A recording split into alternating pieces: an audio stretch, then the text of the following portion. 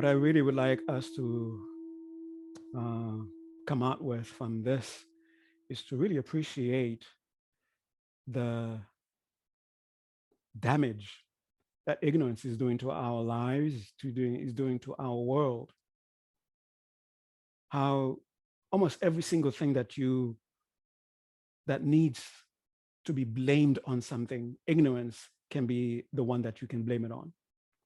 Whatever it is that's going on in your life, whether it's subjective, whether it's personal, whether it's relational, whether it's social, whether it's environmental, whatever it is that's going on,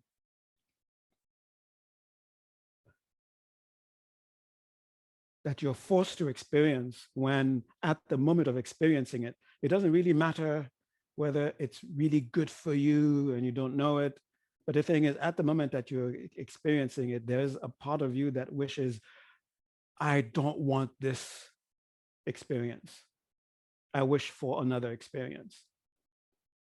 Doesn't matter if someone is dumping a million, I don't know, kisses on you, and that's something that you don't want. And at that moment, you don't want it, but there you are getting a million kisses. Or whether you're getting 1,000 lashes. It doesn't really matter. Whatever it is that is going on in the present moment. And as it is taking place, there's the instinctive wish. There's the true desire, the true wish of, that's not what I want to experience right now. Okay.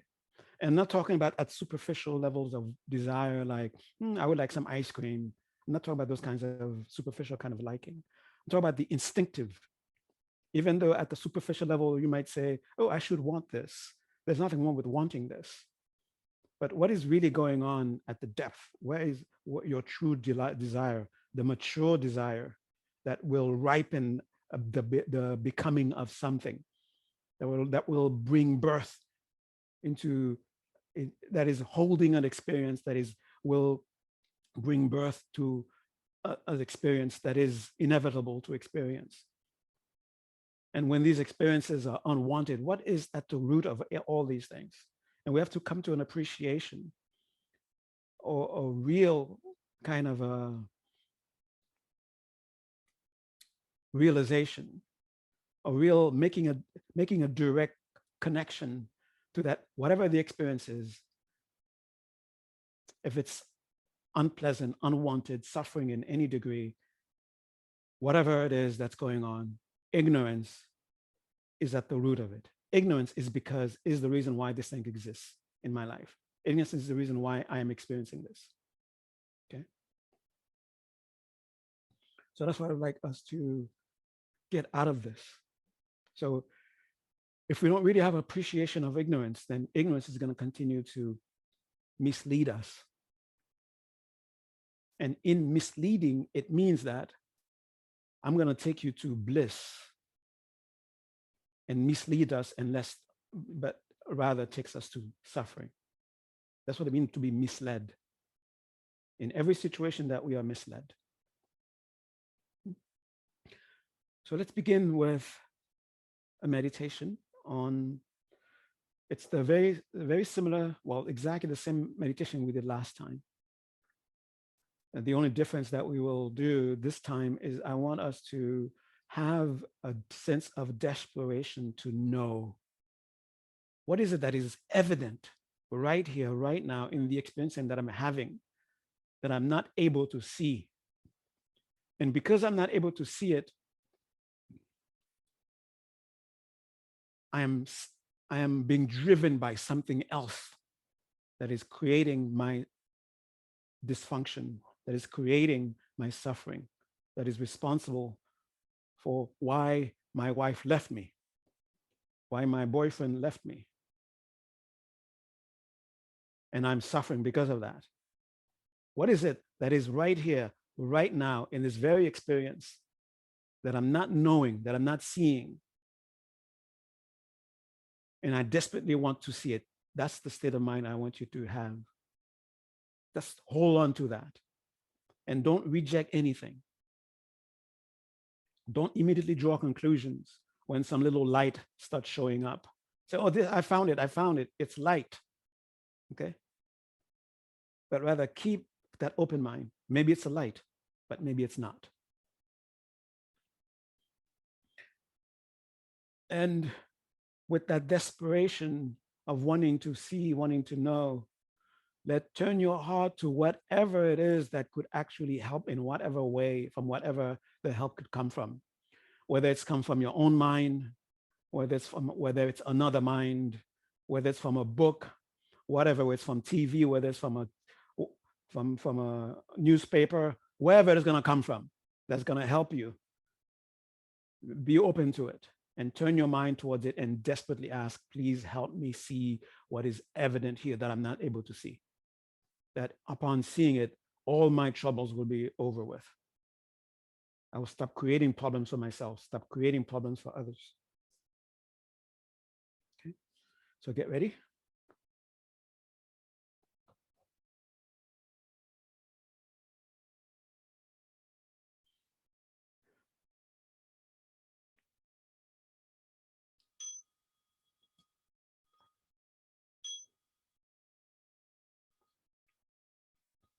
So this is an invitation to meditate. So send that invitation to your entire being.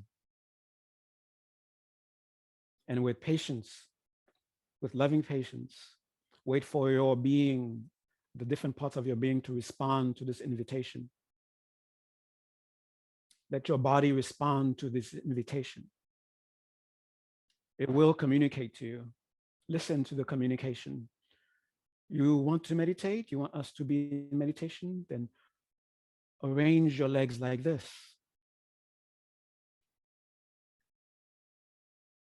Arrange your spine like this. Feel comfort, stability. Arrange your hands and arms like this. Feel comfort, feel stability. Feel that the body itself is helping and being conducive to meditation. Arrange your head and neck like this.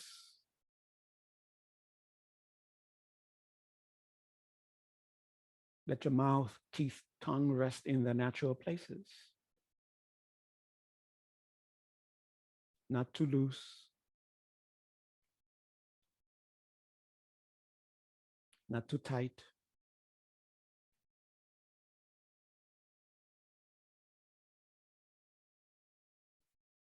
And whatever works for your eyes, adopt it.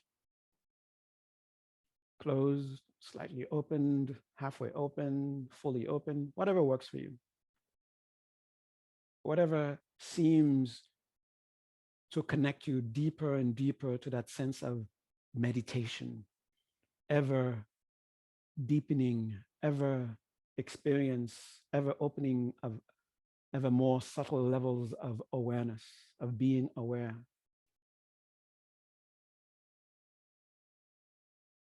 And there's a sense of touching a space that is qualified. The deeper you go into it, the deeper you go into those qualities of peace, joy, clarity, radiance, focus. You may touch it and it goes away. Stay in the memory when you no longer are having a direct sense of touching that. And once it comes in, let go of the memory and just stay aware. And as you stay aware, rejoice. Notice the signs in your feet. Rejoice. The calm, the pleasantness, the definite knowing, this is my right foot. This is my left foot.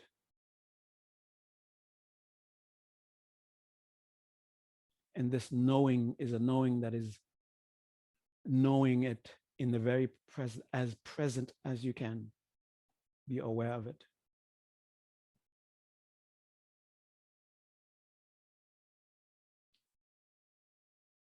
Notice them in the arms, from the shoulders to the tip of the fingers. Rejoice, let go. Notice them in the torso. Rejoice, let go. Notice them in the neck, in the head. Rejoice, let go. Notice them in the mouth, teeth, tongue. Notice them in the eyes, in the muscles of the face. Rejoice. Notice these elements that you're touching with the body, that they're also present somewhat energetically. They're present in some form in the breath itself. And when you notice that they're present in some form in the mind itself, rejoice.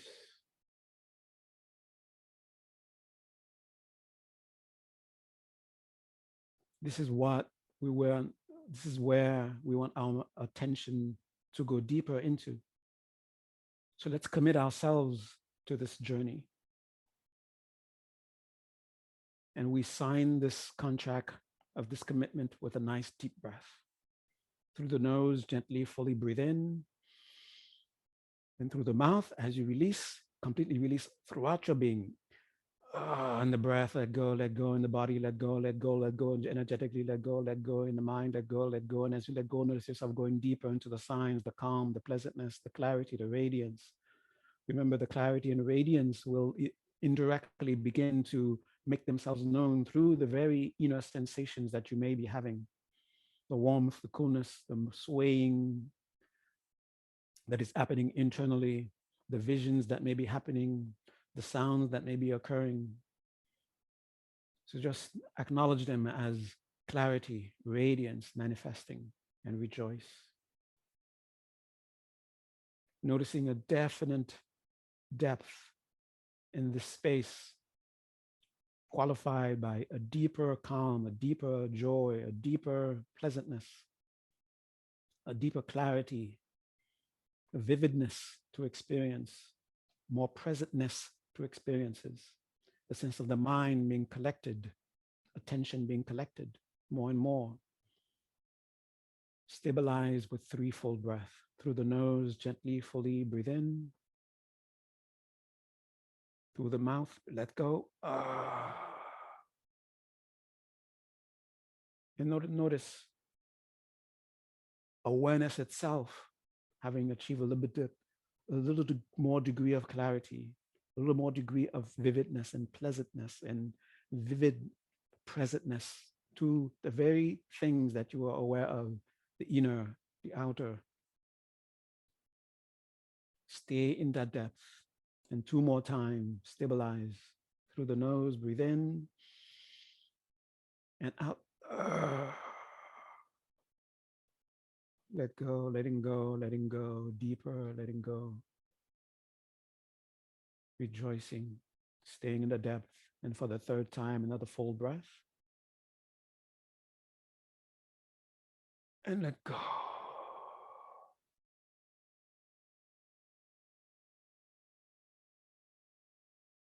And make that connection. And if you wish, you can even open your eyes. And don't worry about what's present and what's not present. It's not what's present to your senses that are the root of distraction, but rather not staying with what is present.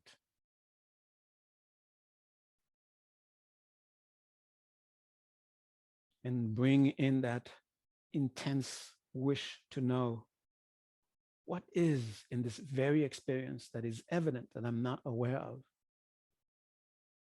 And by knowing it, I'll be free, or I'll begin the journey to true freedom. Please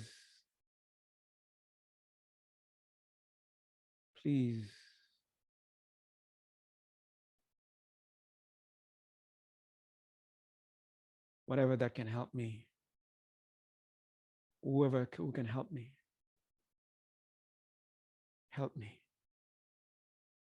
Extend your love and your compassion to me. Let me see what I've been ignoring all these lives and years, that I've been desperately wanting to know.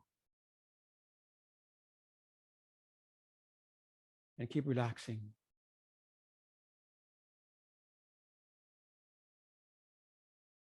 And when you feel just staying relaxed, your mind becomes more prone to distraction, then go to that feeling, that emotion, and make that petition. Please help me.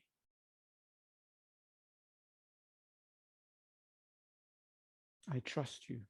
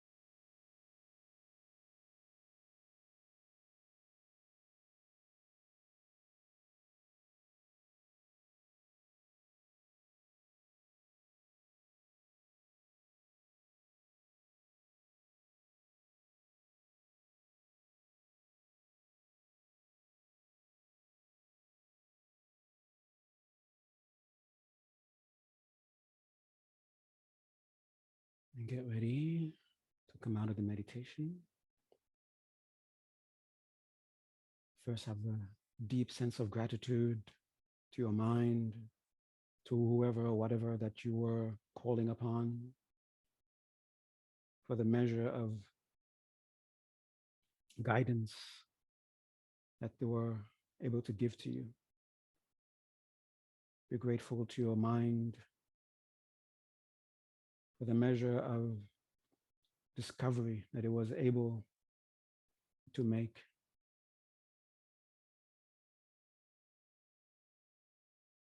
And with the readiness to come out of the meditation, first, just be aware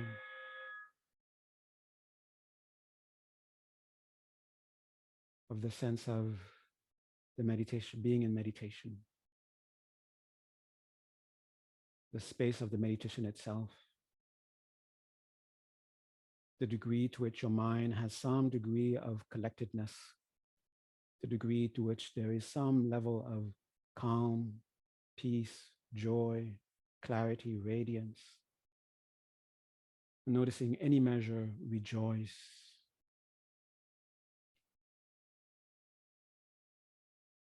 And with that, wishing to get the most out of this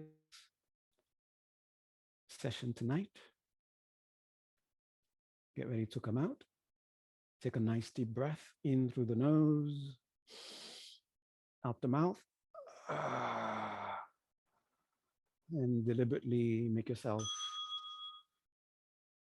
feel, hear, see.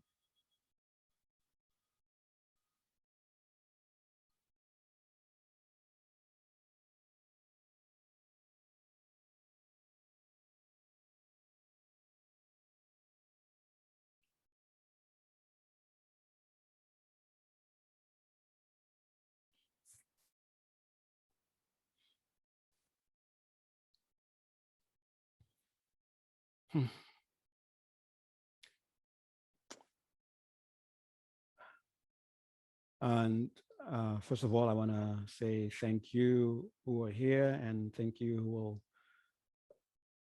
look at this later. Thank you for your patience with this very low technology presentation.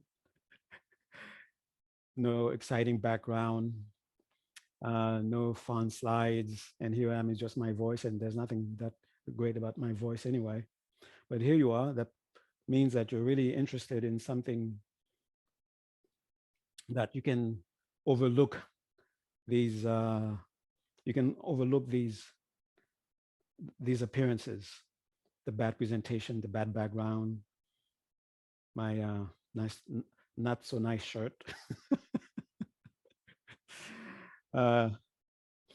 And tonight my voice is not going to be that great, just around that time. So thank you for that.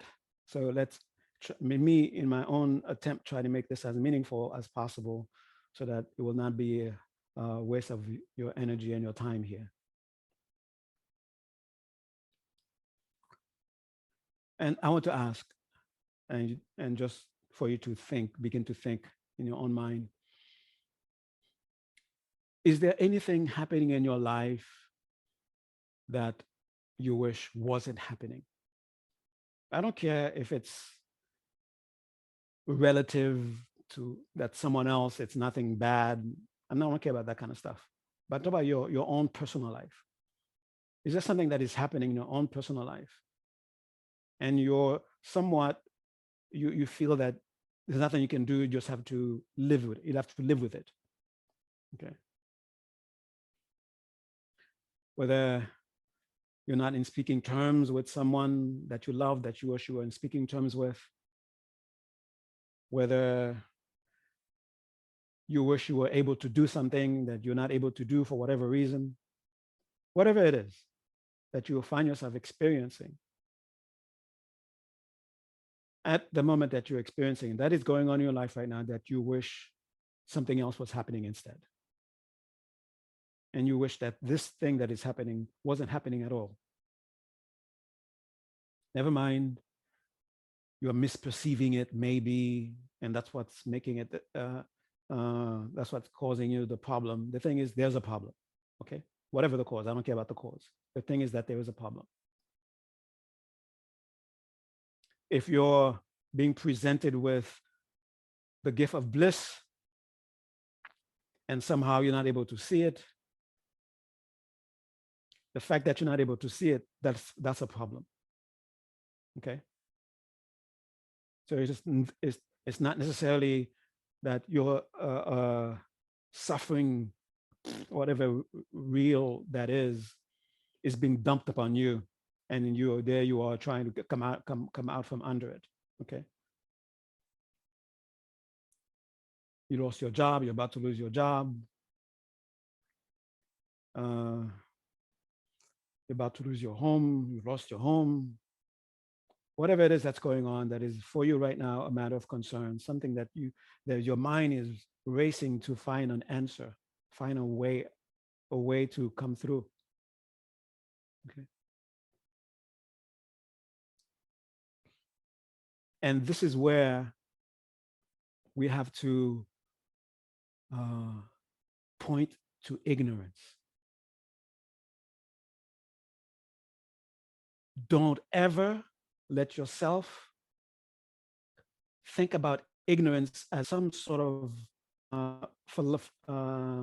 philosophy, as some sort of idea, something that, well, this is what Dhammakirti says, and this is what Vimalakirti says, and this is what Nagarjuna says, and it stays that way. Okay? Whatever it is happening in your life right now that you wish wasn't happening, ignorance is causing it. It is said to be the first link in the 12 links of dependent origination. Is not talking about the first link of dependent origination, and dependent origination is something over there. It's the first link of this dysfunctional way of existing.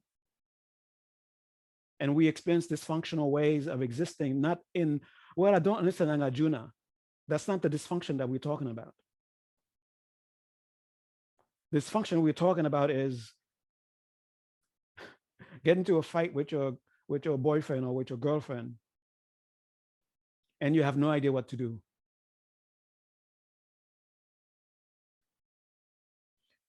And this is what Geshe Michael used to say all the time.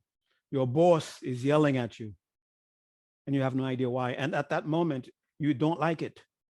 You don't like being yelled at, and there you are being yelled at. Some people like being yelled at, and they're jealous of you because I wish I was being yelled at. The fact that they're not being yelled at, that's their suffering, okay? The thing is, we have to make ignorance very personal.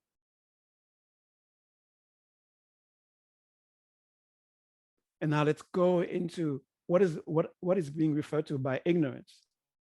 And usually when you're reading about ignorance, I don't know, they give you a language, it becomes a language class, a language lecture. Well, ignorance, there's gnosis and an ignosis. That comes from Sanskrit, avidya, which is vidya with an a, which makes it negative. Or in Tibetan tradition, it's ma, which is negative, and rikpa, which is that. And then in Pali or such like that, then it becomes a lesson in language. Okay, thank you very much. It's nice to know that ignorance is avidya in Sanskrit. It's nice to know that it's avijja in Pali. It's marikpa in Tibetan. What that has got to do with my girlfriend not talking to me? What has that got to do with me losing my job?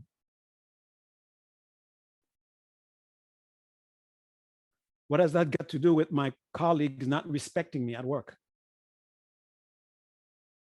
Now, okay, now I know the Sanskrit word for it. So what?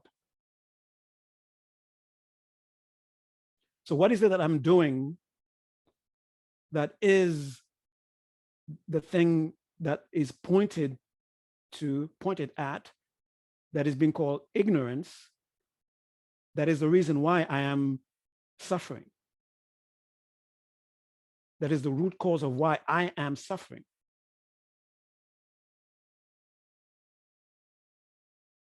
That is the root cause why I see myself having limits when I don't want to have limits. And here I am having limitations.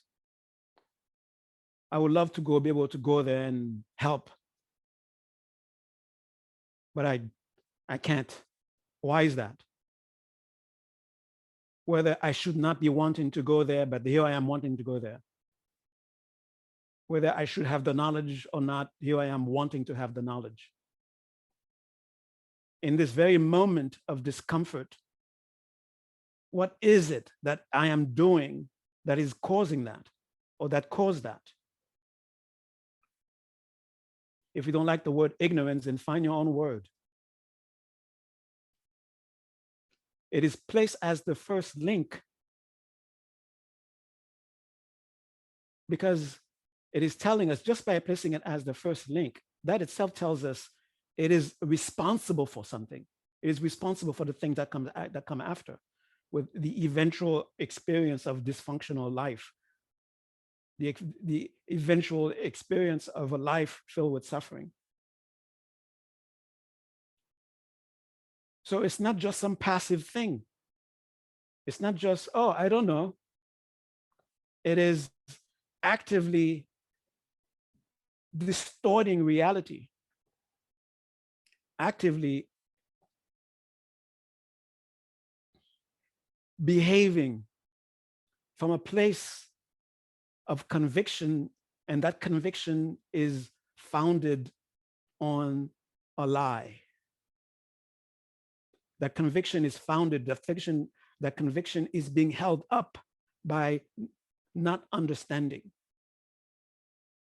But it's not like we have a conviction, I don't understand, but rather we have a conviction, this is the understanding.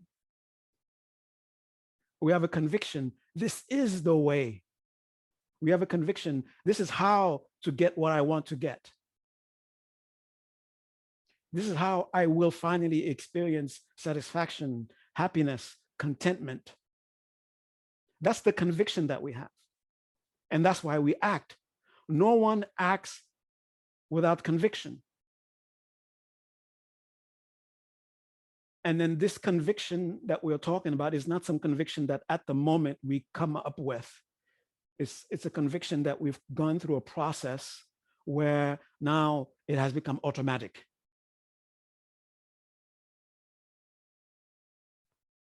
Even when we are at the superficial level, at the knowledge of, at the conscious awareness level, we know that this is a painful thing that I'm engaging in. This is something that will lead to pain. And yet we find ourselves incapable of stopping ourselves. What is it? What is the conviction that is forcing us to do that? That's ignorance. Ignorance does not come to our mind and makes itself the king of our motivations by telling us that I am ignorance.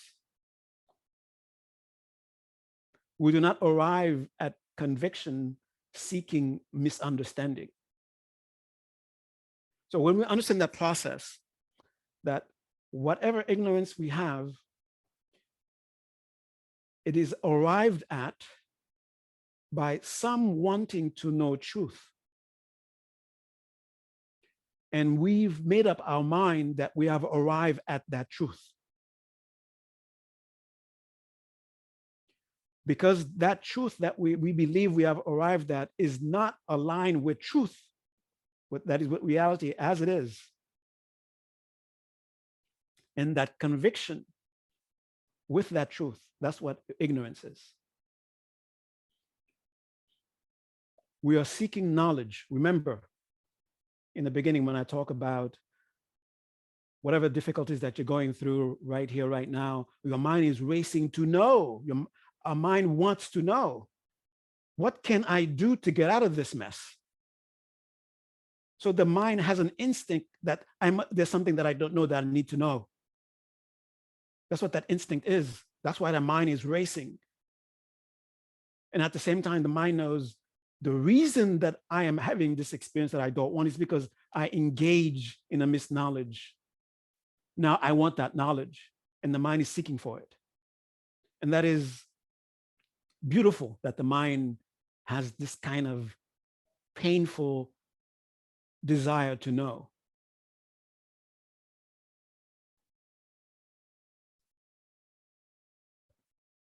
And we must honor this by letting the mind find what it's really looking for, rather than placating it, giving it substitutes. And that's what we've been doing. We give it substitute for truth. And in giving it substitute for truth, we have a sense of safety. We have a sense of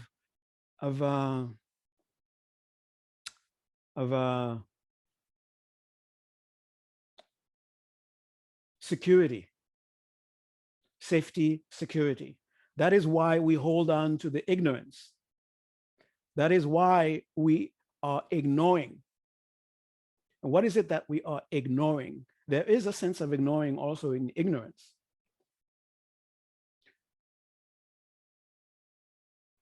We are ignoring what is really there. And what is the first thing, what is the thing that is there that we are ignoring? The first thing that we are ignoring is that we have ignorance. And in every manual that gives a description about how to arrive at wisdom, every single one of them, the very first step of wisdom is to recognize ignorance. And we think recognizing ignorance is being able to recite what Nagarjuna said in his text. Recognizing ignorance is recognizing in every situation in our lives how we are going about it wrong, how we are being driven by misunderstanding. And how do you know there's a misunderstanding at the root of your experience? If it's an experience that you don't want to have, that you're having. That's right there is the proof that misunderstanding is guiding us, has guided us.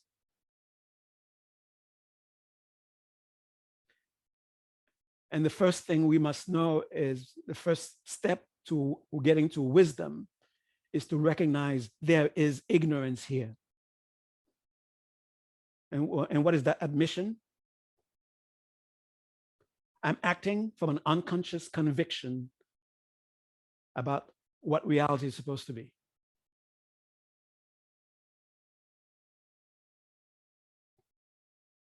I feel right in being angry because there's a conviction that tells me I'm right. There's a conviction that tells me indeed something happened to you for you to be angry about.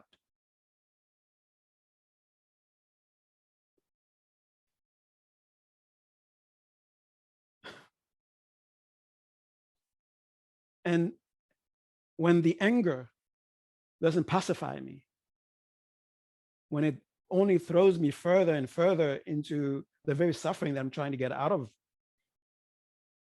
So ignorance has been given the king's throne. Take over. There is an injustice that is happening here, that has happened here. Ignorance, please take care of it for me.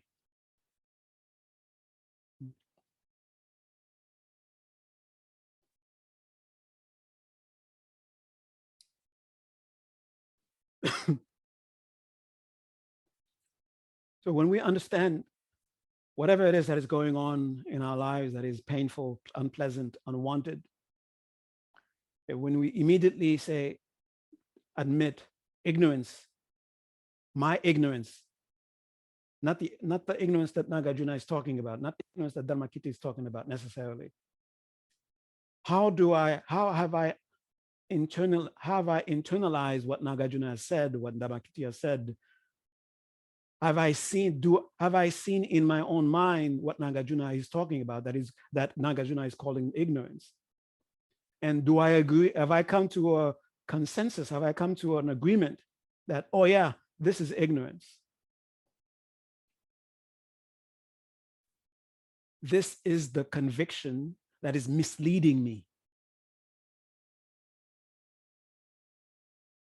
We may not know exactly what that conviction is. At least we know we are being misled by some kind of a conviction. And that's the first acknowledgement that we must make in order to get to wisdom. And it doesn't matter how well you're able to recite Nagarjuna and Dharmakirti and Jason Kapa and Jumi Pam and all those beautiful people. Doesn't matter how well you're able to memorize those things. If you don't see how in your everyday life, how there is something within in the very act, in accompanying perception that is misleading us, misleading me, then there's no way I'm ever going to get to wisdom. Remember, in the very moment of pain, the mind is looking for knowledge. The mind seeks wisdom. So wisdom is, to seek wisdom is not something that you're forcing your mind to do. It's natural to the mind. To seek to know, to seek to understand rightly is not something that you're forcing your mind to do. It's what the mind really wants. You can phrase it in many different ways as you want.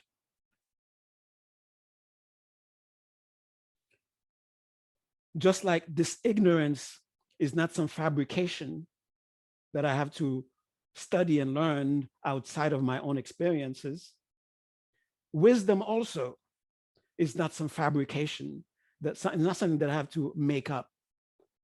The ignorance is here, look at it, come to know it. And the wisdom is also here. And that's where ignorance does the job of ignoring. And it doesn't ignore with the intention of, look at this blissful experience. I don't want to know it. Now, some people have this incredible, I think,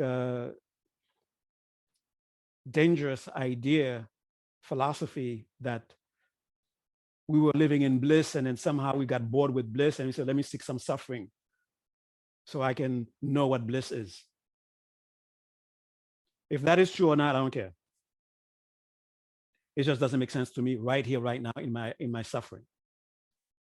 If it is true, then whoever I was when I was in bliss who got stupid enough to take, let me experience suffering so I can know what bliss is. That was the most stupid person who ever existed. Okay. That was, and this kind of philosophy comes from a complete misunderstanding of what bliss is supposed to be. They think of bliss as having ice cream 24 hours a day. You know, you've had that experience, you've tried it. The first pint is wonderful. The second pint becomes painful. And we think, oh, that was bliss. Bliss is the thing that runs out. That's a misunderstanding of bliss. We are projecting a misunderstanding of something that we have no idea about from something that from an immediate experience that we don't understand. And the reason I'm saying this is because of the ignoring activity that is taking place in ignorance. And what is it that we are ignoring? When the meditation that we do all the time, when we're looking at the mind as it is, and when we first begin to touch, taste aspects of joy and peace, and we find that that's what our mind wants to experience. And if we can keep ourselves in line with that experience, as the more we keep ourselves in line with that experience, the more that experience that we begin to have. It's not so much so that we get lost into some other fantasy and someone is slapping us and we have no idea the person is slapping us. Take that idea out of your mind. But rather, recognizing that this peace, this joy, this clarity, this knowing, this vividness, this luminosity is not something that we are creating. It is what you might call a natural aspect of awareness itself. So that means this is present in every awareness. In every awareness, there is this experience is accompanying it. And if we allow ourselves to just be aware of this, we don't need to push aside experiences that are happening right here, right now, because experiences that are happening right here, right now, because they are connected, because awareness, they're happening in the field of awareness, they are being accompanied by peace, by joy, by clarity, by luminosity, by focus. And this is part of what is referred to as natural completeness, natural perfection. And also total potential, complete openness. These are not things that we have to create by putting this and that together. They're already here and now, present in every experience. Doesn't matter what the experience is. And it is about being able to have whatever experience that we are having without being overwhelmed by it. Let me give you an example.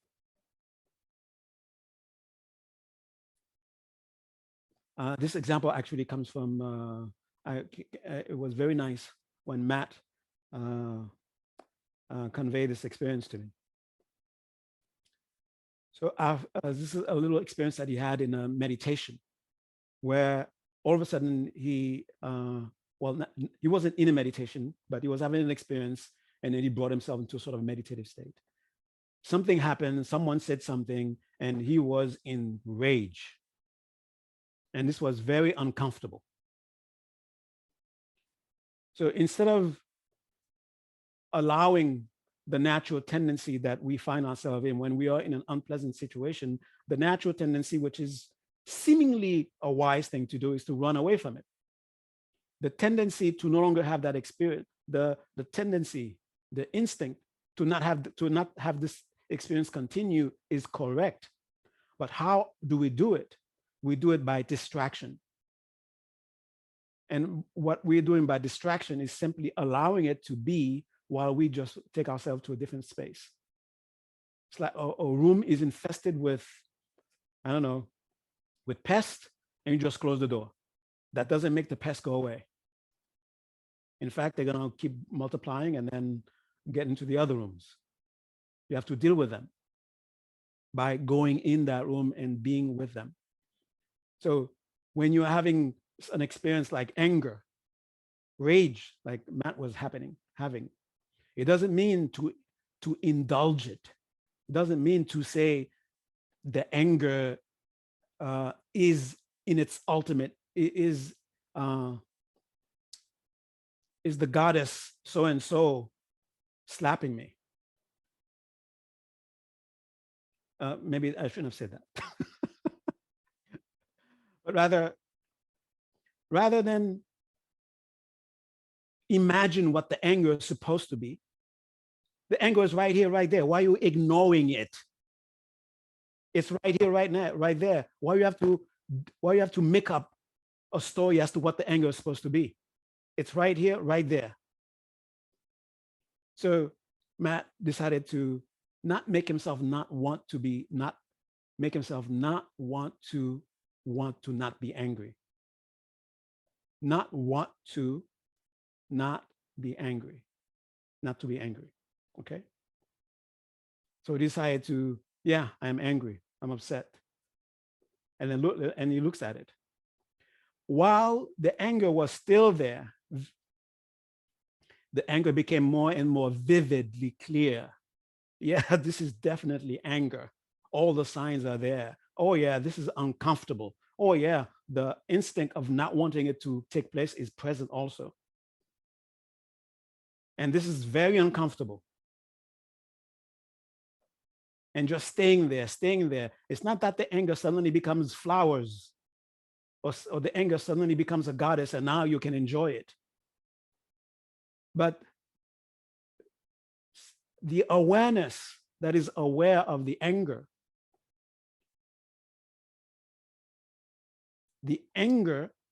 is not completely divorced from the awareness that is aware of it.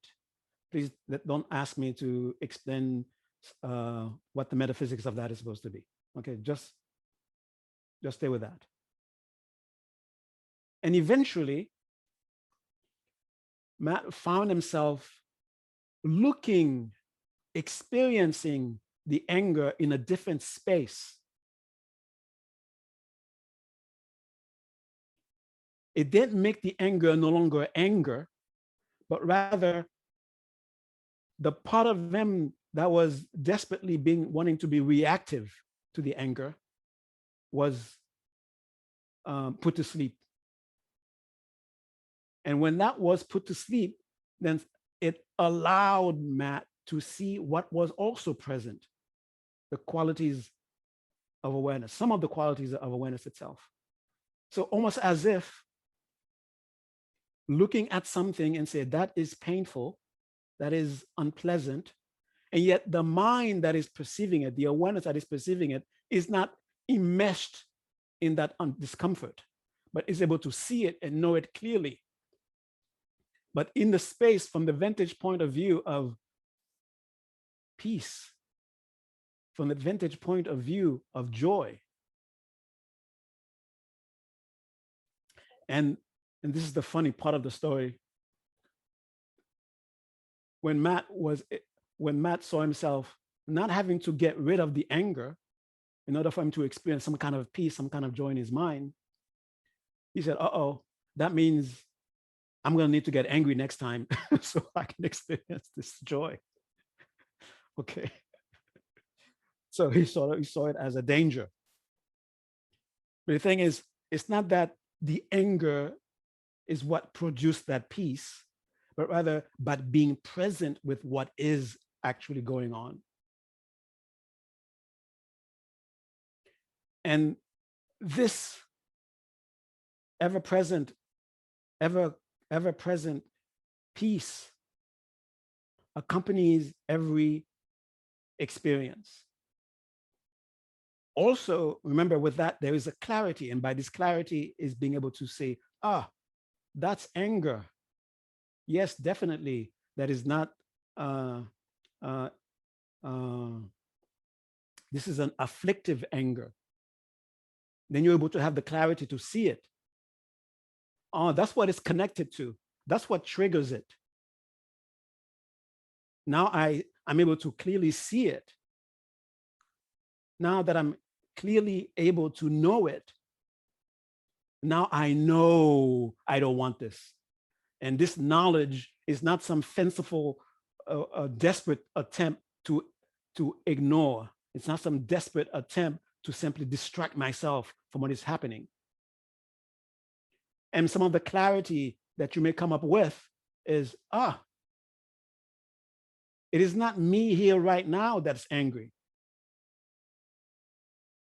It's the 5-year-old me it's that anger that is here. Actually, the me here right now is not angry. It's the 5-year-old me when my older brother did that to me, when my mother did that to me, when my father said that to me, when a friend did that to me. That's who's angry. It's not me who's angry. Maybe That's the clarity you will allow ourselves to witness. And not identifying, which is what ignorance does, not identifying, not saying this anger is me, helps us to really see it for what it is. And there are many levels of seeing it for what it is. You don't necessarily have to experience bliss at that moment, but just having a genuine desire, a genuine wish to know what is this experience that I'm having as it is happening. That itself will help us begin to unravel, begin to remove some of the veils that are preventing us. And what are these veils? Veils of conviction, misunderstandings. Like the first veil, I am the one who's angry. And you realize that, this is actually a trigger that was invented by an ignorance, misunderstanding of a situation way back then. And now I'm just being reactive. Because perhaps at this very moment, what is it that you want to happen? You find yourself not able to do it because you're hijacked, you're taken over.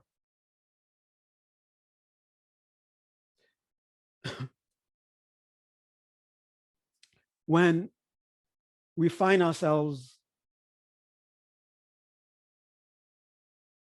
arriving at conviction that there's nothing I can do.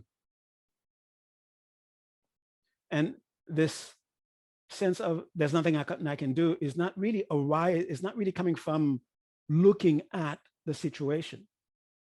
If we really arrive at, when one really arrives at truth, that simultaneously with that, there should be a sense of freedom. If you really arrive at there's nothing I can do, and it's a real, that is, it is in alignment with what is your present capacity and what is in alignment with what is going on, you will feel a sense of freedom. And that freedom is freeing us from a misunderstanding, an ignorance that there's something I can do right here, right now. And then the truth of the matter is there's nothing you can do right here, right now. And we are convinced there's something I can do right here, right now. Okay. But when we arrive at if it is the truth to arrive at, according to what I have as my resources, according to what is being presented to me, I cannot do that. That acknowledgement is an acknowledgement in connection with wisdom, with reality. And we will not find ourselves, we'll find ourselves having a sense of freedom. We will be freed from ignorance and potential ignorance that is causing us to experience pain, or forcing us to misunderstand the experience that is taking place. And if there is indeed something that can be done, now we have really freed ourselves to be able to know that. Okay, that may sound a bit confusing because I'm clinching onto a misunderstanding. There's nothing I can do, which is not based on reality. That's an ignorance, okay? An ignorance. It's not because I truly analyzed, truly looked into things and then came up with that conclusion based on seeing things as they are. But you could say, either because of laziness, because of some underlying emotion that I'm not in connection with, help me come up with that conclusion. There's nothing I can do, right? This is a nothing I can do that is given birth by ignorance. That is ignorance itself. Okay. Now, we're going to go to two other steps. Okay. The first step is like, it's the kind of, it's the attitude of being dismissive, easily being dismissive. Someone comes to you, you're just being dismissive. And being dismissive can come from any other kind of motivated by some kind of emotion. Okay. Whether it's, I don't know, you just don't like the person, you're jealous of the person, or whatever the reason is. Okay. You're being dismissive. And in dismissiveness, you say, there's nothing I can do. Or you're overwhelmed by stupid sense of self, lack of self-worth. And you say, oh, there's nothing I can do.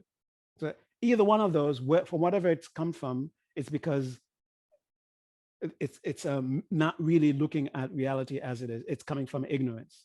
Okay. Drawing a conclusion without really looking at things. Now, let's say someone asks me for something and I'm dismissive. Oh, there's nothing, I don't know. There's nothing I can do about it. Okay. And I start to feel bad about that. And I start to reflect. And in my reflection, I'm looking at that dismissiveness of mine. And that's my first level of wisdom, recognizing that it's not that I didn't know, but rather I was being dismissive, which led me to probably not know.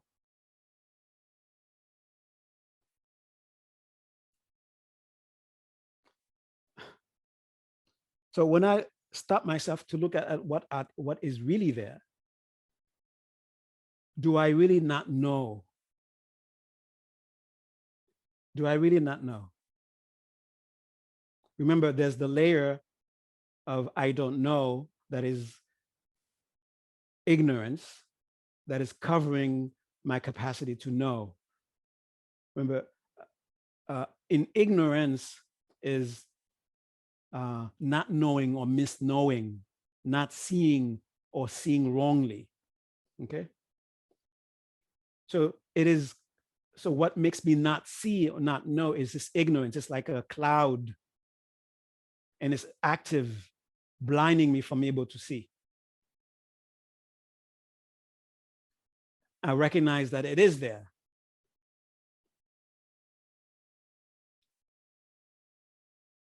And as I continue to look at this situation as it is, do I really, in my resources, let myself see my resources? Do not really know what to do?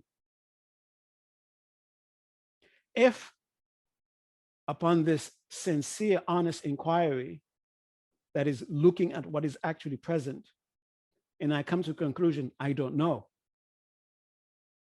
This I don't know is wisdom. This I don't know is a removal of an active ignorance. And because of this removal of this active ignorance, acknowledging I don't know, makes space for me to eventually know if I desire to know. Do you understand what the progression that's going on here? There's a fake I don't know, and there's a real I don't know. The fake I don't know will keep the layer of ignorance and darkness and make it thicker and thicker. But an acknowledgement that I don't know, that is sincere, that is actually uplifting. It's actually making way, opening for wisdom to come in. So in the very process of acknowledging I have ignorance, that making that statement, I have ignorance, is actually an action of removing layers of ignorance. Okay, so that's how the process towards wisdom begin. I sincerely see my ignorance. And this is seeing rightly. This is knowing rightly. And this is shining a light in the dark of ignorance and making ignorance itself, making the I don't know less of a darkness and actually make space for light. Okay.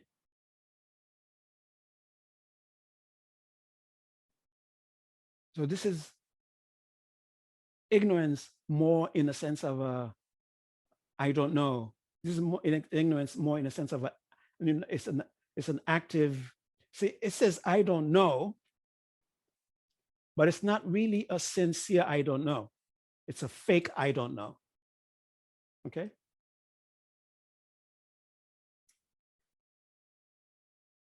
And once we recognize the real I don't know, that's wisdom. And that makes the space. And that what that reveals, it reveals what has always been there. That's why wisdom is not something that we create. We do not create wisdom. Wisdom is seeing what is there already. Wisdom is not bringing into the space something that wasn't there, but rather revealing something that was what was already here. And when we see it, when we know what is really there, that's wisdom. And each time we see whatever is really there, I am depressed. If that's what's really there, that's a light to remove the depression. I am angry. If that's what's really there, and saying it, that's a light to remove the anger. Running away from the anger, running away from the attachment, running away from the depression is just thickening the cloud of ignorance. I am not knowing what is there. So in the process,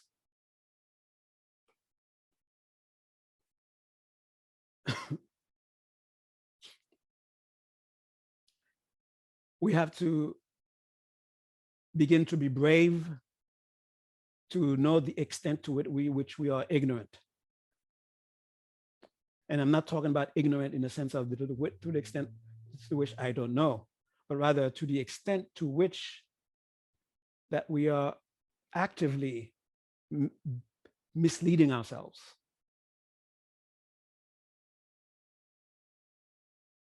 And that's where it becomes uncomfortable in the beginning, when we start to confront that I am participating in this pain.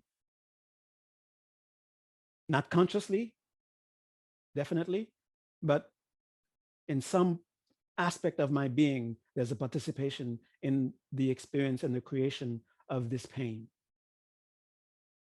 And that is not something that is easy to acknowledge. I am completely messed up. And if I'm not saying it out of some false sense of humility, but actually acknowledging I am messed up. And that's what is happening there. That is the beginning path of wisdom. Witnessing, look at me, acting as if I know everything, as if I know all truth already. That's me running around thinking that he knows things. That is a reality of what's going on, what my life is. Knowing that, seeing that, and that's what's happening, that's wisdom. That will begin to remove the layers of ignorance.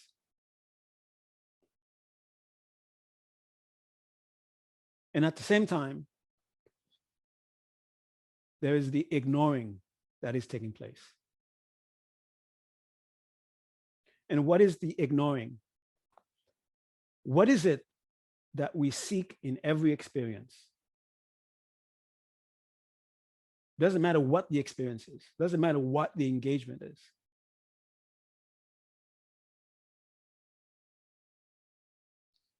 We are seeking And it's what the Buddha said in the Prajnaparamita Sutra.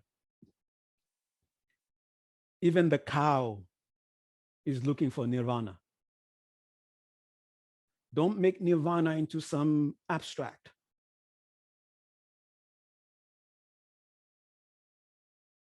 When you're eating your meal, the state of being full that you're searching is in a sense looking for nirvana.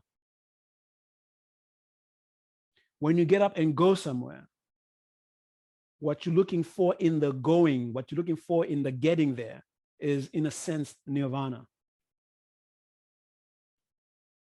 And the reason that we get up and go is because we are not seeing the natural nirvana that is already there. So when the mind has, let me go look for nirvana, in essence, what it's saying is, let me rest in the nirvana that is here. And when we go looking for nirvana, we are ignoring nirvana. When we go looking for peace, we are ignoring peace. When we go looking for bliss, we are ignoring bliss. Whenever there is an impulse for something that has for us a sense that would have a sense of meaning, and we go away from the very wish itself, we are ignoring the very thing that the wish is wishing for.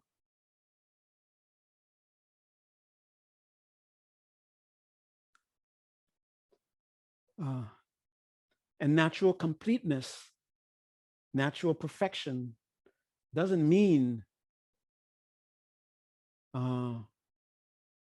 the way we understand, the distorted way, the way we understand the word perfection or completeness, the distorted way, right?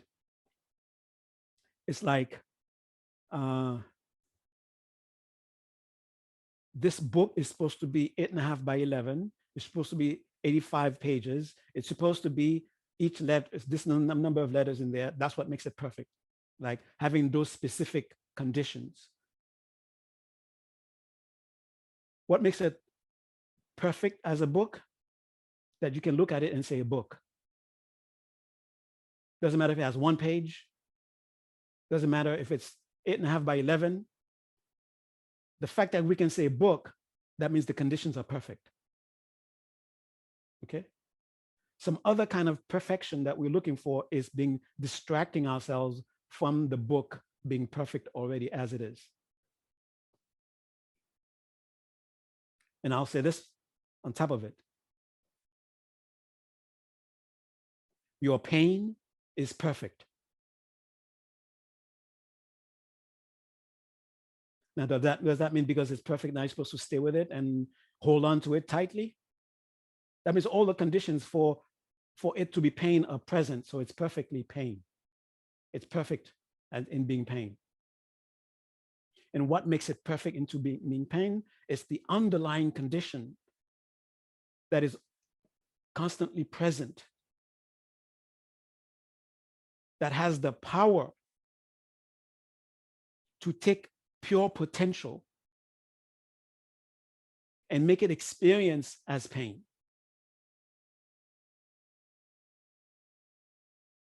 Now, does that mean when you're having pain, there's something wrong with you for not seeing the pain as not being pain, but rather something else?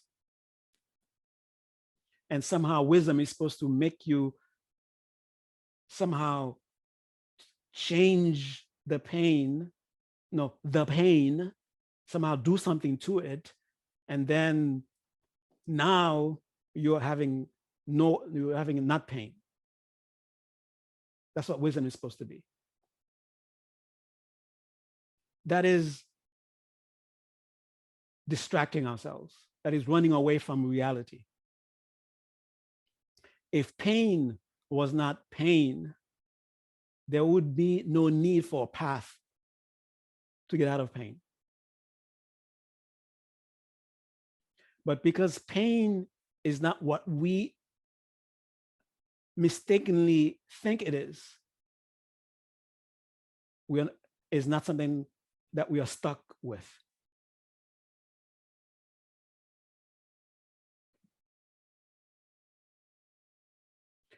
My suffering is perfect suffering.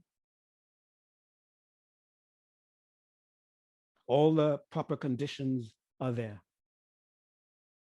Potential, infinite potential, has been manipulated nicely by an active ignorance to make this potential a suffering experience. If suffering experience is something that it's like there's something wrong with your TV, there's something wrong with your, I don't know, people watch TV anymore. Something wrong with your, something wrong with your phone, your screen, and then the image is not stable. That there's no way for you to know if it's going to come, if it's going to be there or not. You can't really rely on the conditions.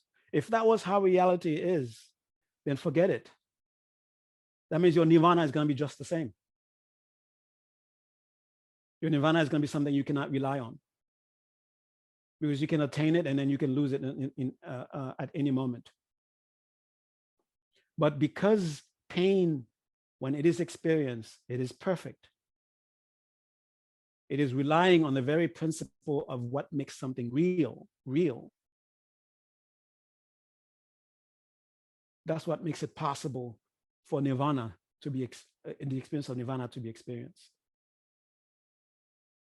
And that is why there's no need to run away from pain to get to nirvana. Because the very fabric of reality that has been manipulated and transformed into the experience of pain is the same fabric that will be needed to be experienced, to be manipulated, to become bliss, to become joy, to become the experience of joy. So with the experience of mat, for example, there is a stage in the yogi's life where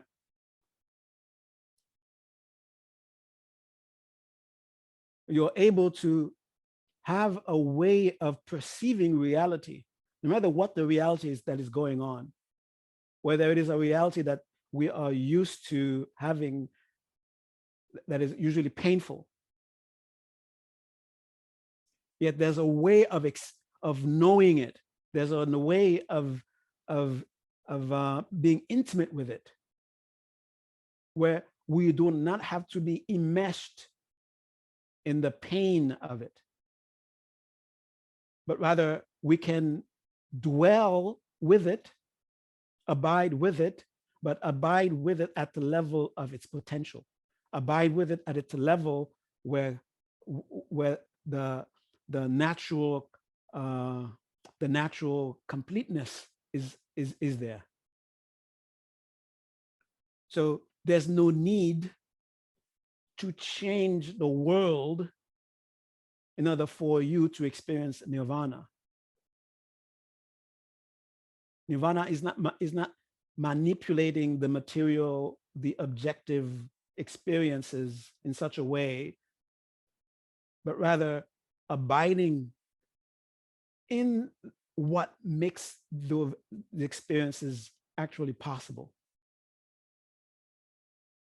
That's why you have arhats who are in nirvana and yet are experiencing discomforts. You have arhats when they're in nirvana are experiencing lavish lives, and they're not subject to being attached. You have arhats who somehow still find themselves being abused by other people. But this is not for them a means for them to become angry, dysfunctionally angry, because they're not abiding in the ignorance part of perceiving reality. Rather, they're abiding in the natural nirvana, the natural perfection, the natural completeness, the abiding in the Buddha nature.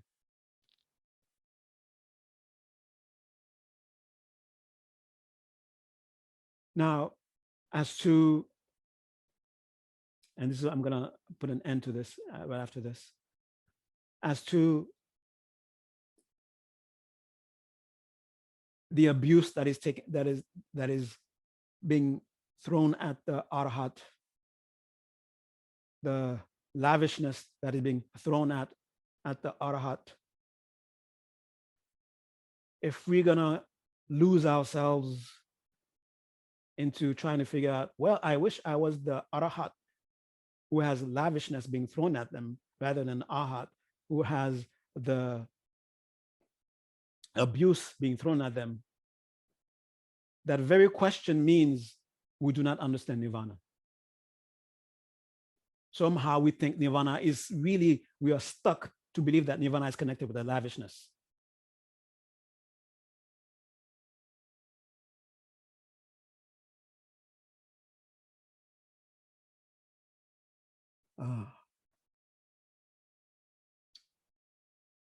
So that's it. And in conclusion, or in summary,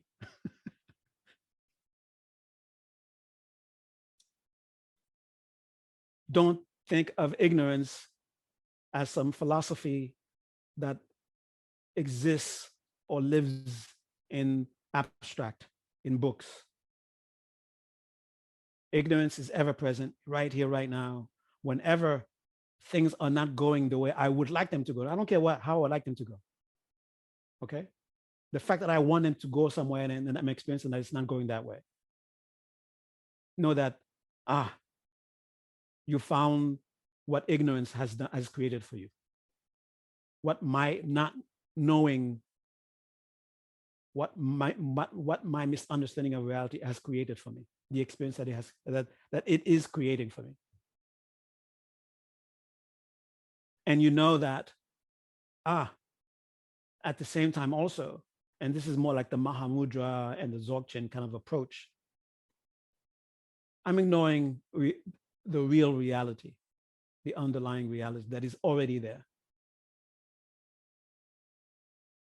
I'm chasing nirvana where nirvana doesn't exist. And where doesn't nirvana exist? Outside of your immediate experience.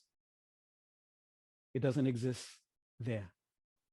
It exists only and can only be accessed through our immediate experiences, whatever that may be. Okay? If it is being experienced, it is, you could say, it has the sacred mark of reality. And it should be respected. Not worshipped. I'm not telling you go worship your pain. Go indulge in it. But know that the reason that it's a real pain is because it is connected to what makes nirvana real, and what makes nirvana possible also as an experience. And the very underlying thing is in there also because it is real.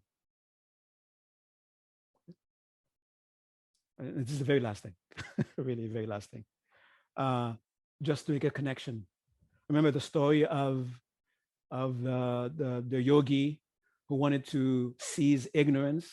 What's it called? The gotcha, right? And sorry, I didn't bring that term in here because we already filled with so many preconceived ideas of what that's supposed to be. And if I were to say it, that's all you would hear. You wouldn't hear any other thing. Okay.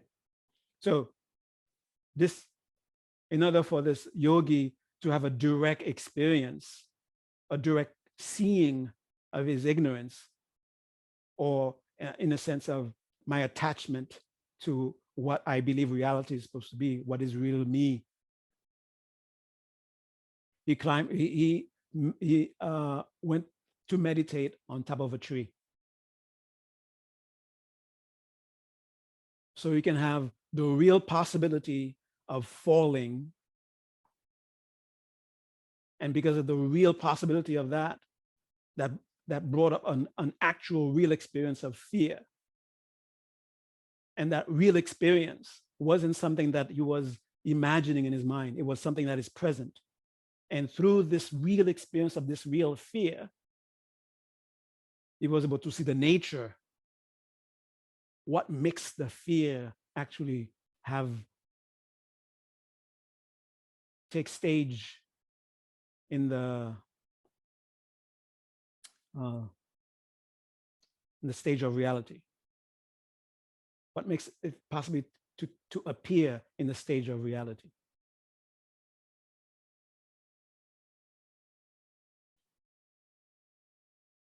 Right. I don't know. Come to think of it, if that will help or not, but that's why we should not dismiss immediate experiences. Every immediate experience is an opportunity to see truth because we cannot push it away. That's what I meant. He couldn't push away the fear that he might fall.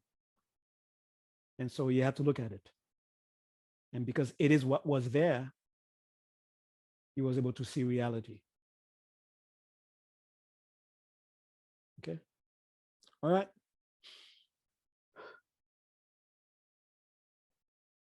Should I say one more thing? No, that's it. On a good note. And on a good note. And I think I've said this in some other classes. The reason that I'm not flying is because I'm convinced that I cannot fly.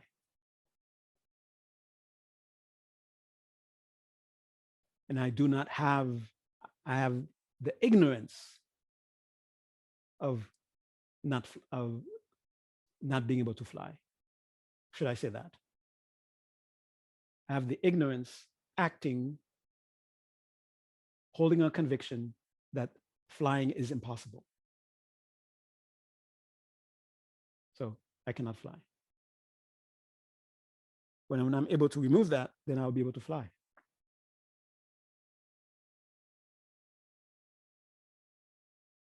Flying and not flying are just things that can happen. Possibilities. Okay. But I'm really done now. Questions? Did I touch in some way what you were wanting to touch, Mr. Emmett? Oh, Nizam, you have something?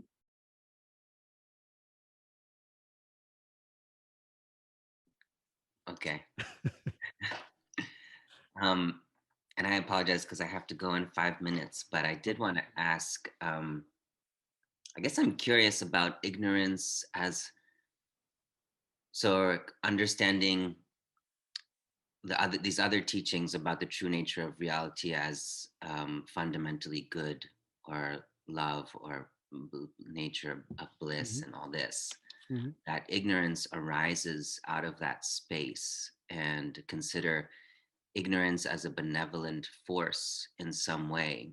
I'm curious about that, obviously, if it's Mm-hmm. called the king of all poisons. Mm-hmm. Um, how it could, how it could arise out of this basic goodness and be a poison. Is there some Mm-hmm. benevolent aspect to ignorance that we can see? Like, oh, it's so sweet and innocent and it's trying to get us there, but it's doing it wrongly, as Mm-hmm. opposed to like this terrible poison, if that Mm-hmm. makes sense. Yeah, yeah, yeah. Yeah. Uh, I see what you're referring to as the benevolence, referring to as the possible benevolence in ignorance, is that it is, in a sense, seeking something, the good, so to speak, right? It's just misled, right? And how is it that it in the if the space is all good, love, and all that kind of stuff, how come ignorance uh, emerge from that? Well, that space that we refer to as the fabric of reality, right? And it's just, for lack of better words, we refer to it as those positive attributes that we have and have had some unexperience of. To say that it is love, the ultimate fabric is love, ultimate fabric is bliss. When you're in the actual experience, those words are completely meaningless to be the actual description of what that is. But they come close. They come close. But also this fabric of goodness, this fabric of love, this fabric of joy and bliss, when it's left alone, right? When it's as they say in the tantric world, when it is unfabricated, that's what it is. That means of our conceptual experiences, these are the among the experiences that we've had, these are the ones that come closest to being able to speak it to someone. You know that thing that you feel with love, that experience, it's close to that, very close to that. Okay, since it is something that naturally abides, you could say, outside of conceptuality, there cannot be in the realm of language a term for it, a specific term for it, but we can have come close to it, right? Love is something that we want to move towards. Bliss is something that we want to move towards. When we hear that the fabric is something like that, of course we want to move towards it. Now, also, that fabric also is pure freedom. In that bliss, in that joy, in that love, it's pure freedom. Pure freedom where experience of reality can be a pleasant one, or the experience of reality can be a damn suffering, unpleasant one. And it's because of the pure freedom of that space that allows for that to take place. So in a sense, the ignorance that is actively creating the experience that we call suffering is only made possible by that space. If that space wasn't perfectly free, then we wouldn't even be talking about ignorance. It's like we have the freedom to ignore because it is the very nature of that space, freedom itself. We're not dictated to always know it, but we can ignore it if we so choose. But we don't choose to ignore because, oh, I don't think I like this bliss, let me ignore it. Okay. So there's really no ontological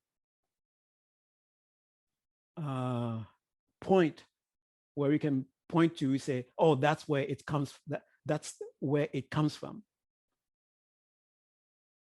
Because we're talking about prior to time, prior to space, abiding in that pre-time, pre-space sphere. So we cannot say at this time it came up, at that space it came up. In its pure mystery, in the Shurangama Sutra, that's how the Buddha describes it, as pure mystery. That's its nature, pure mystery. It's not mystery in a sense of figure this out, but rather that's it. The same way you feel about mystery, that's what it is, mystery. Here's the space that is, when you're abiding totally into it, it's a blissful, free experience. And yet in that same space, you can experience the complete opposite: limitation, pain, hate, and so forth. Okay. I hope that somehow touched. Thank you so much. Yeah, appreciate that. And I have to sign off. So thank you. Okay. Thank you. Good to see you and everyone. See you. Right, Mr. Emmett. Hey, Hey. hey. Ah, man. I really like. I'm realizing I'm having this like allergic reaction, like to sort of that like Good. what you were saying about like the concept of like, oh, gotcha, and like, oh, I don't want to use these words, and like I feel like I don't want to like um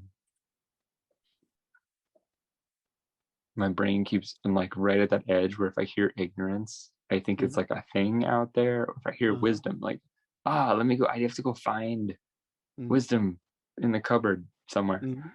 Like, where did I put it? I forgot. Mhm. Um, and I kind of got hung up on the same spot as Nizam, where I was thinking like, I was like, there's definitely places where someone will be like, hey, you could just, you know, if you want to understand this, if you want to understand anger, if you want to understand your jealousy and this thing, like, you can just lean into this experience. And I sort of just said no, thank you in those places. Like, I, I so I guess like there's a certain spot where like for whatever reason maybe I'm like Mhm. um some kind of self-protection or just like Mhm. it not something I want to see right yet. Yeah. um yeah, it feels like that kind of touches in on like Mhm. trauma, or like I'm afraid that like I'm not Yeah. sure how I could engage with that Mhm. without Yeah. having some kind of trauma there. Mhm. um but I guess yeah, I'm what you mentioned before about the more like the Mahamudra approach. Mhm. It's like even in those little moments, like being able to like consciously say, "Oh, I do see that that is an option available, and no, thank you," and I understand. Like there's a certain kind of like peace that I can find there, even in like even in the I'm choosing to stay with my current circumstance. Then Mhm. there's a choice and a kind of Mhm. freedom, and like I have placed myself here. Oh, yeah. Mhm. Um, and so just for myself, and I think, I mean, this might be like the definition of the subjective experience is like, okay, what is it where I'm um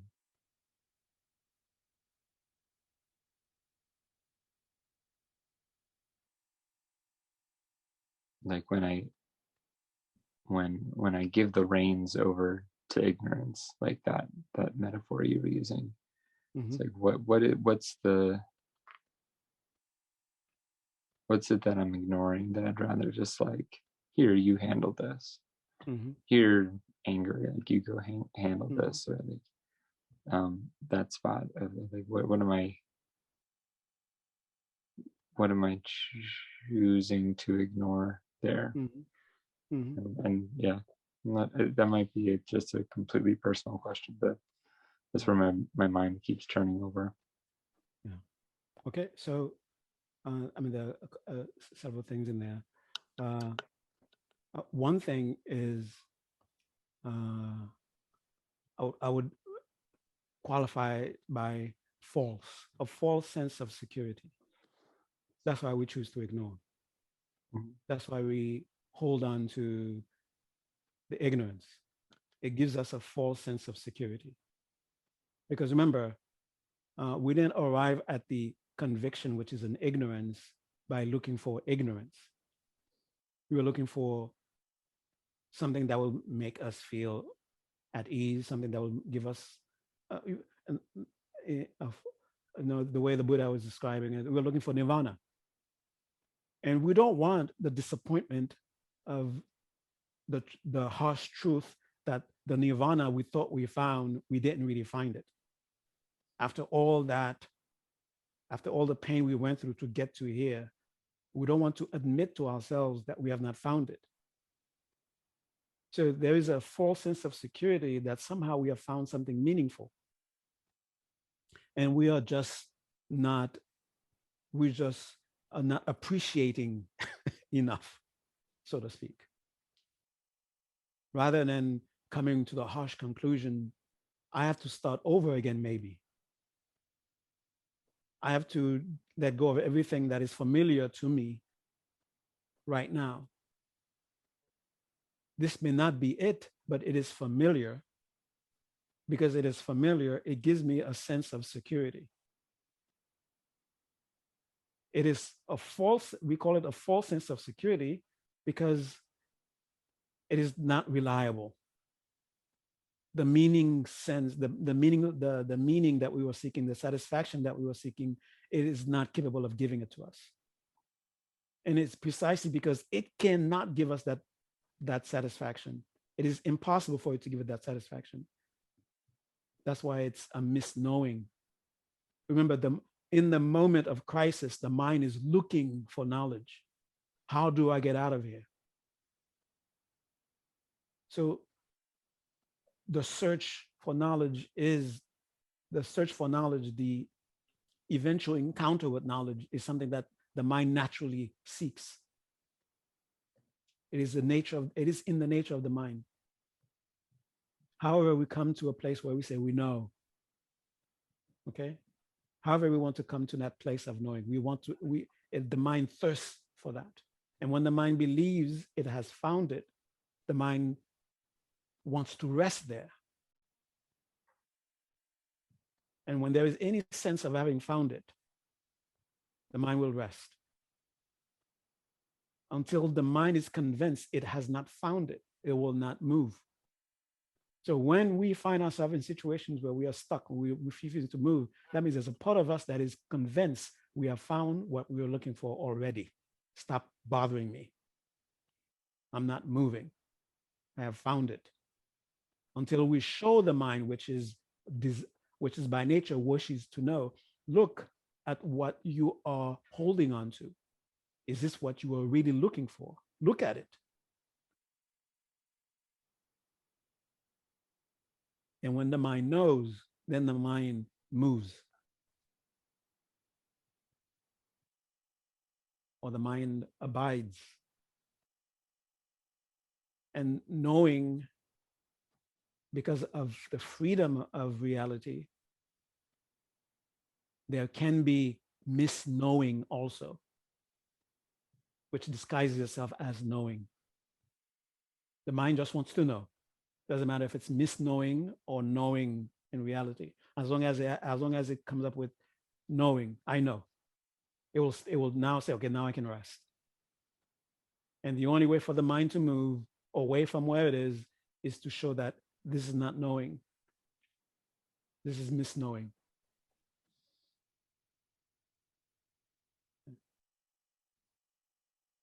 And last thing with the gakcha. No, gakcha, object to be denied, when you translate the Tibetan term. Think of gakcha as, how am I not knowing this correctly? What is the incorrect way that I'm approaching this? That's the gakcha. If they make the gakcha some nice philosophical abstract term, we will never be able to get away. We will never be able to see the gakcha. Okay. In this very experience that I'm having, just had a big fight with my sister. Now I don't feel good. I'm wishing for something else.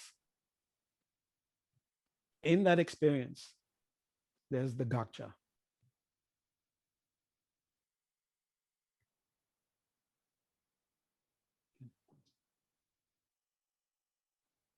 Okay. Is that okay?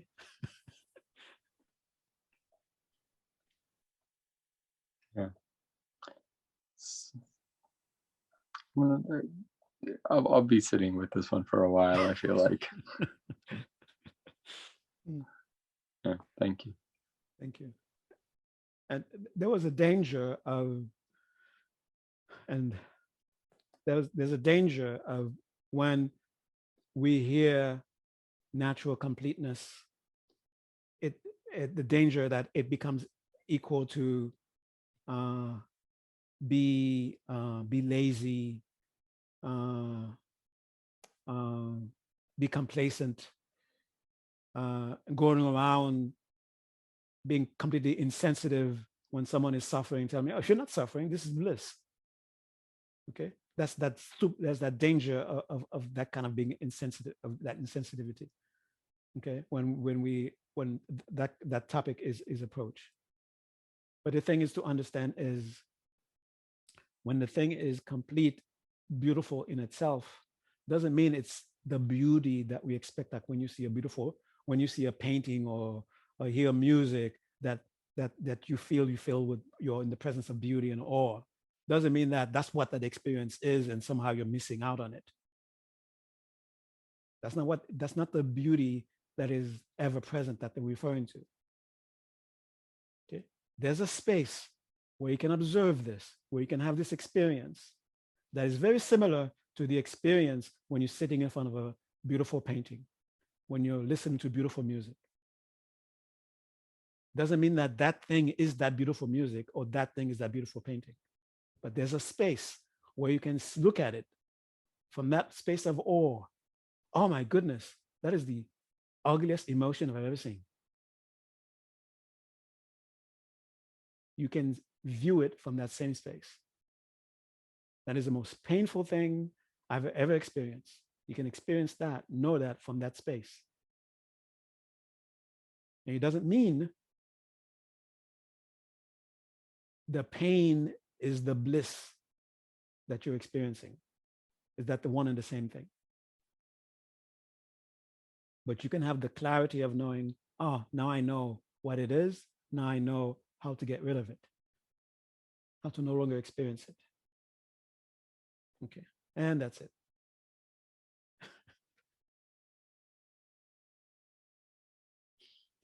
All right, so I guess we're gonna go into closing meditation.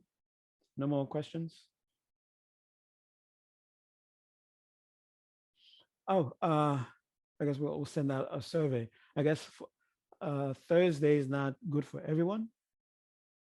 If some people have some other days that they would like to maybe do some sort of a survey of which day is best for most people, then we can choose that day. Okay. All right. Okay, like get ready to meditate. I had a wonderful meeting with this incredible Lama who's supposed to be, I don't know, the ninth, eighth, seventh reincarnation of some highly realized Lama. And in talking with him, I came to realize, oh my God, the meditation that we've been doing is a really high meditation. You're not supposed to be doing that meditation until after some much learning. The thing is, what I was saying about every experience is permeated with those qualities. And once you enter into purely experiencing those qualities, when you come out of it, your consciousness is sort of stained. I would say, I don't mean stained like in a bad way, but it has like, it's like you pour water into something and then you remove the water. Immediately the thing has a coat of water over it, right? So there's a coating of those qualities that is left with your consciousness that permeates your everyday experience. Okay. And what is that thing that permeates your own vacation? We've been visualizing it every time we close. So let's close and we'll now see it. Okay. That is the purpose of that high meditation, by the way. So here we are. That's us. First, look at us, me, us, which is a combination of body, mind, and body is a combination of feet, head, torso. Even though these are different parts, we call it us. go to that sense of us that is the culmination of all those different parts. And yet there's that sense of oneness that we're able to hold them with. When the left leg needs something, the right doesn't think, well, that's not me, but immediately think this is me and goes out to help. So you want to get to that place. And once you're in that place with your own aggregates, now see us as an aggregate called a group. Sitting in a circle, wherever you are. And to help you, you might even think of someone looking at our group and say, oh, look at them, as though it's pointing to one thing called them. And then keep feeling that oneness that the outsider is calling. The one thing called us, this group. And in the same way, you've had the instinct for the right hand to immediately go help the left because this is me. Develop that instinct where you will feel an instinct to go help whoever is in the group as not some other person, but helping me the same way. And as this feeling, this recognition becomes stronger, then it manifests as an actual presence in the very center of our circle, a sphere of light. And we feel a sense of connection to that sphere of light. We are connected to it. It is connected to us. You can even see, visualize a beam of light going from our hearts to the center of that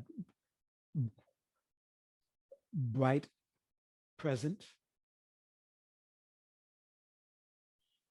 And the stronger our sense of us becomes, the bigger and brighter that light present becomes. And it begins to grow and grow, and our sense of us gets bigger, stronger and stronger, and more stable, more and more stable. It becomes brighter and brighter, more and more larger and larger, taking more space until we are completely absorbed into just that one bright light. And it continues to include within itself everything in our environment, whether it's organic or inorganic, whether it's another human being, whether it's another kind of sentient being, seen and unseen. And it continues to grow. And as it grows, it absorbs more and more into this us. Us continues to grow. Your entire neighborhood, your entire state, your entire country, your entire continent, and the entire earth. Us. And now, holding this vision of us, what makes us? Just like left hand, right hand, there is ocean, river, tree, sky, grass, flying beings, walking beings, hopping beings. It was also made of Democrats and Republicans and liberals and leftists and rightists. All this is us. And the instinct to immediately help any part of us that needs help, we feel that instinct to help the tree, to help the birds, to help the ocean, the rivers, to help the Democrats, to help the Republicans, to help your neighbor. You feel that instinct getting stronger and stronger. And the light becomes brighter and brighter and brighter until it gets so bright that all distinctions are removed. The appearance of distinction are removed. It's just pure light.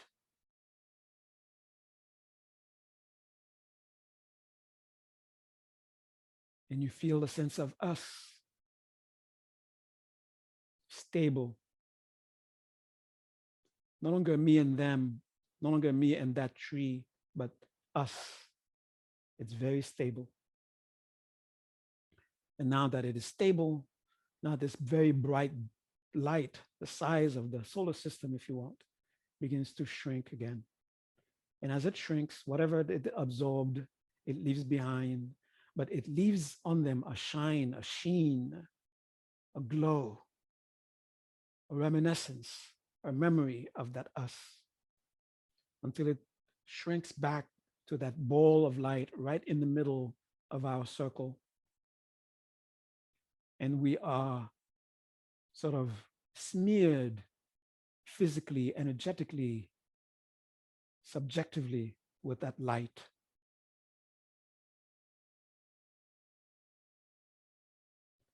And we feel that we make us, and us makes me, me. I strengthen us strengthens me. By taking care of me, I take care of us. By taking care of us, I take care of me. And with that bright light in the center splits into rays of light that completely becomes absorbed in our hearts. And we don't need that vision anymore for that conviction of a greater, more meaningful sense of us.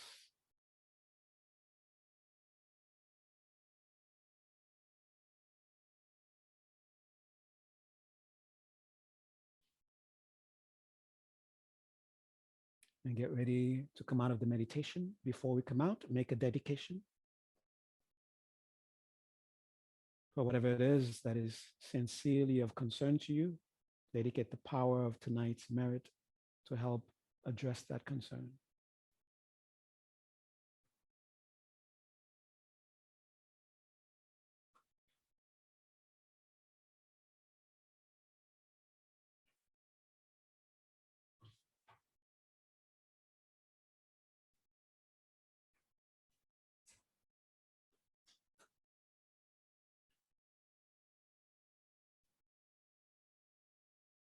And get ready to consider this dedication together for everyone.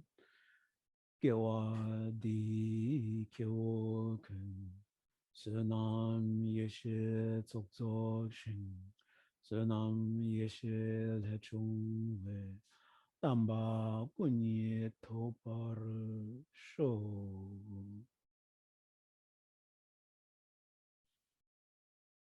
And now go into the space of just the meditation itself, the calm, the pleasantness, clarity, the radiance, the focus, rejoice, make the intention to arise. With that intention, take a nice deep breath, feel it, hear it, in through the nose, out the mouth, and deliberately, consciously reconnect with your immediate surroundings, your sense of touch, sense of hearing, and sense of sight. Okay. Thank you very much. Enjoy your eve.